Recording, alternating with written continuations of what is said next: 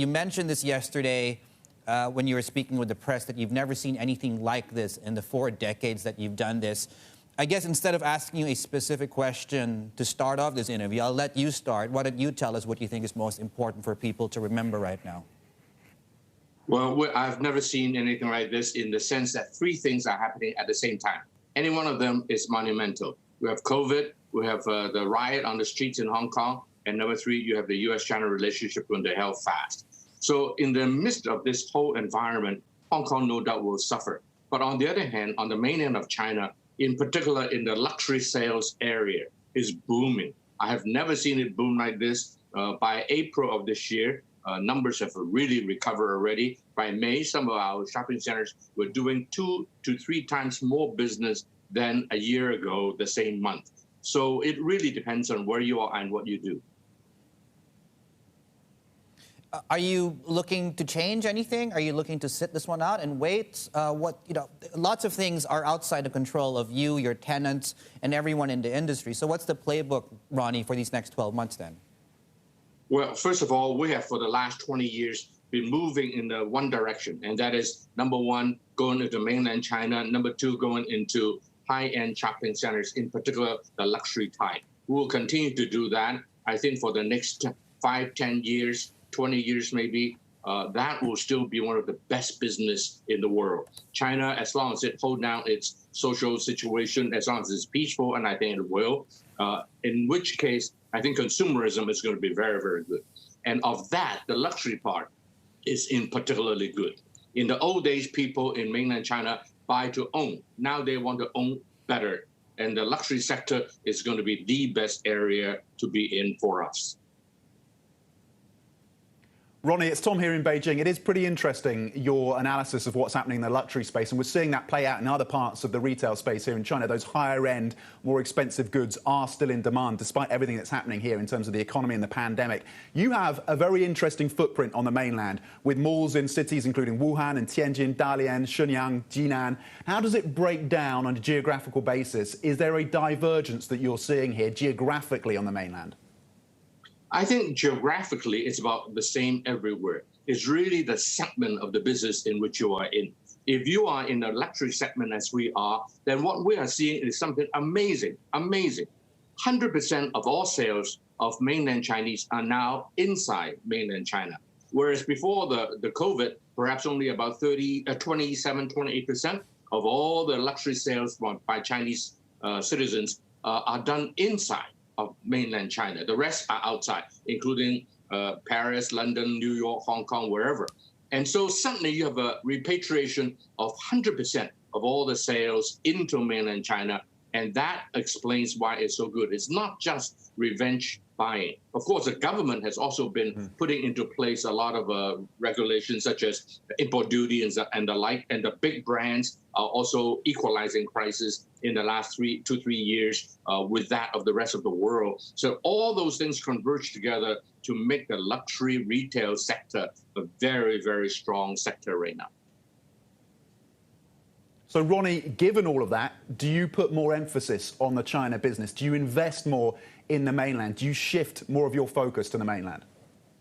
Well, for the last 20 years, frankly, we've been doing that already. So it's nothing new for us. Other people may have to change. We are not going to change because we have already been doing that. In particular, it is very difficult to survive, to build really luxury malls and be able to run it. That is probably the highest value added in the entire real estate sector, much more so than residential offices or factories, or even the 3-star malls. The 5-star malls has a lot more expertise and experience inside. And so, not everybody can do it, but those who can do it, and there's few of us, are doing very, very good business right now. Okay, so Ronnie, that's going to take some money. A lot of developers have taken this opportunity to raise money, either debt or equity. Are you looking at your balance sheet, and are you looking to raise any money? Well, the interest rate has been so low, so low. So in Hong Kong, we have been, issuing bonds at very, very low price. I think that Hang Lung may be the first to issue a panda bond. And so, a lot of opportunities in the fundraising side as well. Okay. You mentioned at the start of this interview, we have three big uncertainties over Hong Kong, right? You have a recession, obviously. There's a pandemic. There are the riots and the street protests from last year. That was one of them. If you assume that the virus story goes away, Ronnie, do you think, given the political environment here in Hong Kong, because of the national security law, do you think that also addresses that other uncertainty, stability on the streets of Hong Kong? Oh, absolutely. Without the national security law today, Hong Kong is in serious trouble. I've never seen Hong Kong. I grew up here, and I've never seen the streets as messy as it was last year. How can you dump gasoline on a stranger and set him on fire? It's crazy. And Hong Kong, we have never seen anything like that. And the national security law is to restore the one country, two system framework. And I just don't see any other way. Any other way has a lot more problem than the national security law. Those people who were demonstrating against the Hong Kong government and the Beijing government, they asked for it. We are supposed to legislate ourselves, called Article 23 for the national security by Hong Kong, and we can do it for the last 23 years. So how can any country to have a territory within that country that does not be covered under some kind of security law? I mean, consider the US, consider the UK, consider anywhere else. The national security law is always there. Hong Kong has almost none. That is an unacceptable situation. And since the Hong Kong people refuse to do it themselves, Beijing is left with no choice. If not, the Hong Kong's economy is going to suffer. Imagine, social stability was gone, personal security was gone. How can business exist? So the national security law is the only thing that can be done in order to restore some form of peace in Hong Kong. OK, Ronnie, it is a two-sided story, of course, in terms of the political events that are unfolding in Hong Kong. Let's bring it back to the retail story. You know better than most that retailers are being hammered in Hong Kong. Retail sales falling 24%. Will you give your tenants a rent cut? First of all, there's no two sides. Fact is a fact. Let's face the facts. If you're afraid to face it, too bad. As far as retail in Hong Kong is concerned, everybody has to be realistic. And we are realistic, and we have to give some rent relief, but only on a selective basis. On the mainland, we're across the board cut for our retail tenants in the base rent. But in Hong Kong, we're very selective because some businesses are doing fantastic. Why bother? But other people that are in need and that we want to keep them, surely very, very realistic to work with them. Ronnie, 500,000 people voted in the primaries. Are you dismissing their views?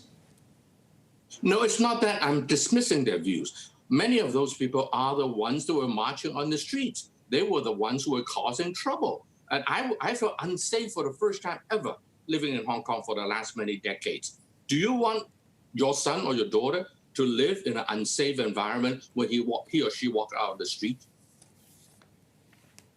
What do you say?